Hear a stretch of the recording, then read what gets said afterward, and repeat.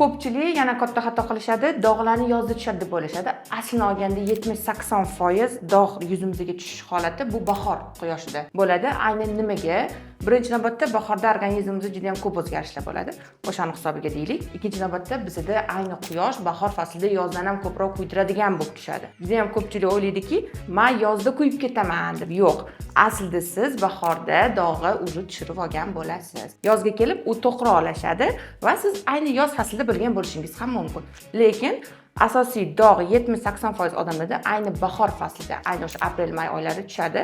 Buni himoyalanish uchun nima qilish kerak? Birinchi navbatda siz doim har 6 oyda yoki 1 yilda bir marta eng bo'lmaganda to'liq check-up o'tkazishingiz kerak organizmingizni. Ikkinchi navbatda doimiy qishin yozin SPF lardan to'g'ri foydalanish kerak.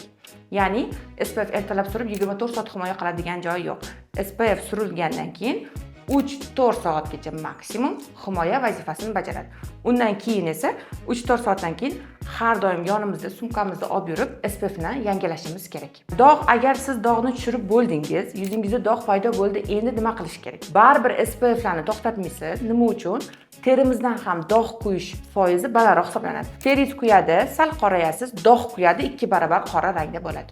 Dog' kuyishi shuncha yomonroq hisoblanadi.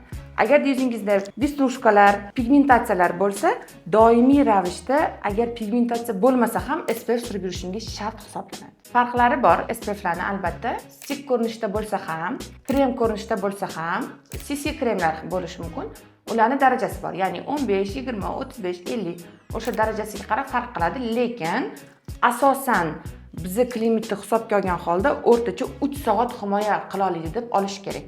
Lekin tonalidagi SPF ni himoya darajasiga u ham himoya qiladi, lekin u qo'shimcha sifatida keladi. Ya'ni bitta tonalni surasiz, tonalning tarkibida 20-30% SPF bor, yozilgan bo'ladi ustida. U asosiy SPF vazifasini bajarmaydi. Undan oldin krem, обязательно SPF krem ishlatib, iloji bo'lsa 50 bizning klimatga, uni ustidan keyin vaqt o'tish shart. Ya'ni 20 minutdan keyin SPF kremlardan foydalansangiz bo'ladi.